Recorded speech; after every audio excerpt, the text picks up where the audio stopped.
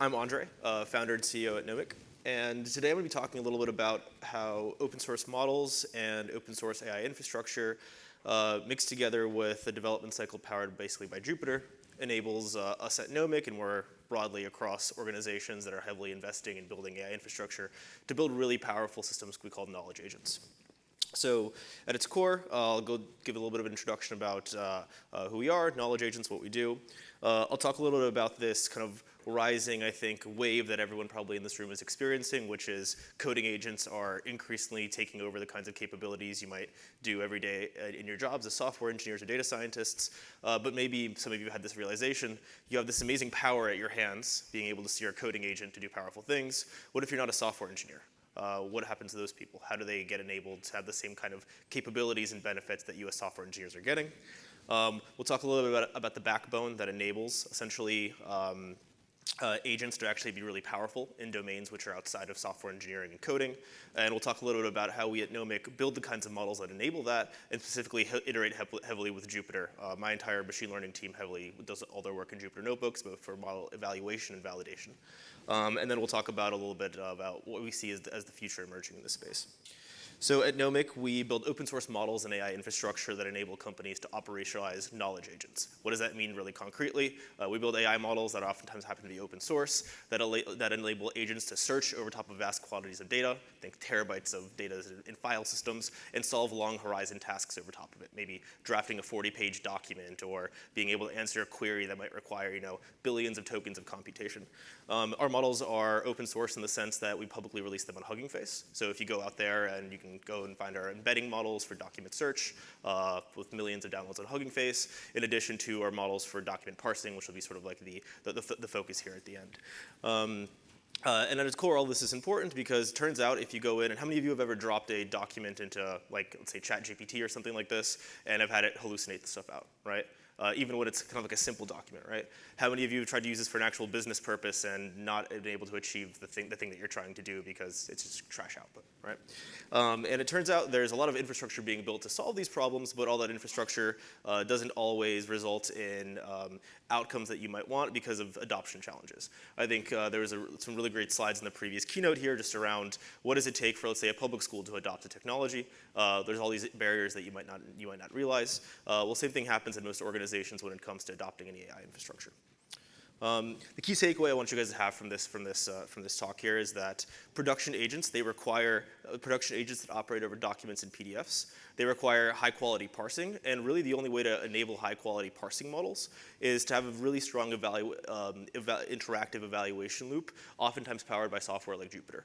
We heavily, in terms of all of our machine learning evaluations at Nomic, my entire machine learning team, iterate in terms of visualizations in sort of Jupyter notebooks to make sure that across all of our document domains and across all of our data domains where we build models, we're able to achieve not quantitative results that are meeting the benchmark bars, but qualitative results, because those are actually the things that matter across very complex document domains. So as I was saying here, agentic coding is obviously taking over software. Software engineers have the ability to steer agents to solve complex tasks across environments like your computer's file system. How many of you here have run Claude Code, OpenAI Codex? How many of you are heavy users of it? You just when you hop onto your computer, you're just like, I'm writing my first prompt into there. Check my emails. All right, some of you in here. How many of you have never used this technology? Okay, well, maybe give it a shot. Turns out the way you go in and you spend your day as a software engineer for large classes of software engineers has changed significantly in the past year. If you told me a year ago in my organization that every single one of my software engineers would be writing code 90–80% with coding agents a year ago, I would have called you crazy. That's the reality at our organization.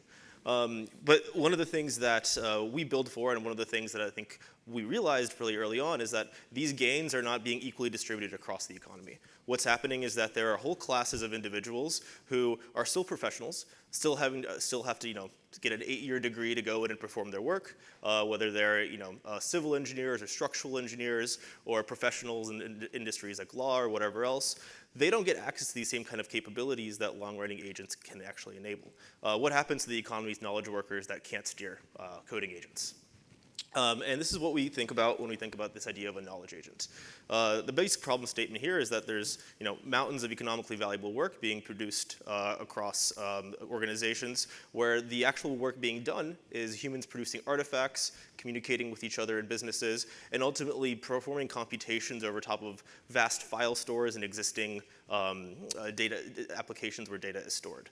This data is oftentimes locked up in really complex documents. Think 200-page, 300-page PDFs that might be scanned, rotated at 90 degrees, and put into configurations that essentially you cannot just drop into the, let's say, context window of vision language model and allow for useful output to happen.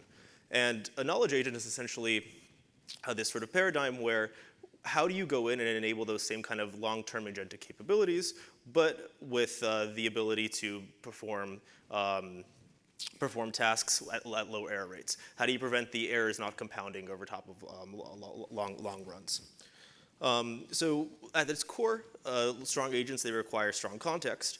And the reason you have such great improvements in terms of quality and rapid improvements in terms of the capabilities of systems like Claude Code and OpenAI Codex is because you get because code and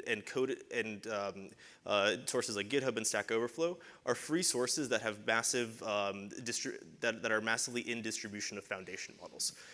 When these foundation models are pre-trained in these data sources, they have performance and capabilities that quickly improve, while data sources that are hidden behind walls that can't be easily scraped online don't have that same type of output. Also, there's massive economic incentive for organizations to heavily invest in these. The billions of dollars that are being piped into foundation model companies ultimately end up actually going into a small, narrow set of use cases, which are the ones that are most valuable. Something like, I think 6 months ago, Anthropic put out a sort of a breakdown of their API spend, what kind of applications were these API spends going to, and it was like 80% of it was actually coding agents were making up the API spend of these systems. Documents, PDFs, and files, these domains, which are the domains that knowledge workers operate over top of, they read these files, they compute over top of these files, they create artifacts that are a representation of these files. They're not in pre-training distributions. They oftentimes exceed context windows of limits, and they're oftentimes custom encoded and serialized in manners that make it difficult for agents to operate over top of them. So here's the crux. So how many of you have heard of DeepSeek, right? A couple weeks ago, there was a new DeepSeek model that came out, DeepSeek OCR. You guys familiar with this? Yeah, so essentially there's been a rise over top of the last 6 to 12 months of this realization that in order to go in and actually enable for agents to operate in these sort of like long-tail data domains, what one needs to do is be able to have a really high-quality systems that can remove the last-mile errors that occur when you go in and drop the pixels of a document or a PDF into the context window of a language model. And the name for these systems are generally parse systems. They're combinations of machine learning models called layout models and machine learning models called OCR models that then produce essentially structured representations of highly unstructured pieces of signal like images or PDFs or content. To be really concrete here, this is an example of, let's say, a document representing like an oil well test. This is like a 300-page document with complex graphs and all this stuff. A parsing model goes in, puts bounding boxes around those areas, and then converts that into a form that it can be searched over and computed over top of by a language model. And this is actually the sort of core infrastructural piece that turns turns knowledge agents into something that is basically unuseful on this type of data. The error rates compound too fast, to something that is actually production grade and able to solve long horizon tasks in the very same way you can let Claude Code run for 30, 40 minutes over top of your code base to solve a task. And there's a bunch of open source systems out there. We're part of that ecosystem. We produce some of the embedding models and some of the document layout models that exist there. But there's some really great models and options you can choose as well when you're trying to solve these problems. So DeepSeek OCR is a model that just came out. It's a fully generative model that allows you to go in and do parsing and OCR. And there's tons of libraries out there that solve these in sort of complex hybrid systems like Docling from IBM. Highly recommend if you guys ever are trying to go in and build one of these systems, you go in and check out the amazing offerings out there in the open source space. So really concretely, one thing I wanted to show you guys is how we at Nomic iterate over top of these sort of documents and areas. I know this is a little small up here on the screen, but this is sort of an example of the kind of document you might find in a file store or the file system of an organization that prefers that employs, let's say, like structural engineers or people who are heavily doing consulting or professional services. And these kind of documents are usually scanned documents that are coming from knowledge bases or databases that are very, very old and very, very unmaintained and very difficult to go and understand.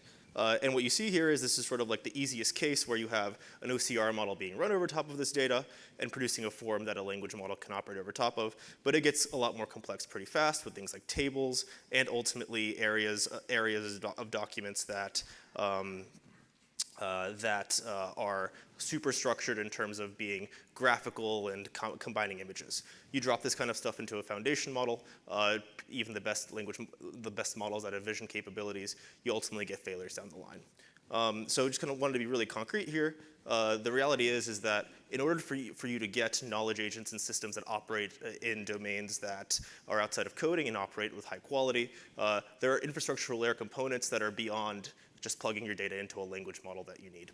And what's really cool here is that Nomic isn't the only player in the space that's working on it. There are literally dozens of startups and companies out there training models for document layout analysis, OCR, that are building the infrastructure layer to enable this.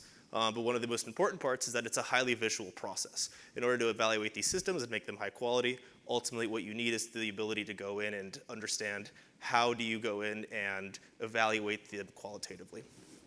So at its core, where is this area of the world going? The very same way that heavy investment is being done right now for coding agents and coding agents to run over top of long horizon tasks, build me a code base, work on a feature for a day or two. People are investing in this area in the very same way for tasks that knowledge workers actively work on. A very concrete example is, how do I go in and produce a 40-page document that is on point and on brand with an organization and its past practices? To be able to do this, you have to go in and burn through hundreds of millions and billions of tokens. You have to be able to do parallel rollouts of language models, and ultimately you have to have low error rates that don't compound. And the way this is enabled is infrastructure that essentially removes all of the inconsistencies and issues that you get with injecting graphical representations and vision representations into language models. So kind of at its core, kind of some of the conclusions I want you to take away from this. If you want to go in and have agents operate over top of tasks that knowledge workers are doing, you need very strong parsing models, and there's a really rich open source community that exists out there for these models that you can run yourself and run in-house. There's also production grade services out there too. People who are building these systems do it very qualitatively. It's very hard to benchmark and do quantitative benchmarks like a proper data science would over top of the quality of these models. So visualizations are highly used in these processes. So we internally use Jupyter quite a bit for our iterative evaluation process. And ultimately, you're going to start seeing a lot of these systems come into production pretty fast, because in the past year, there has been tons and tons of improvements and capabilities of error rates not compounding over these long horizon tasks. And frankly, it's never been more of an exciting time to build in these areas. So for everyone who didn't raise their hand around trying these sort of coding systems, do give it a shot. For everyone who did, know that it's coming for everyone who isn't software engineers as well. So thank you.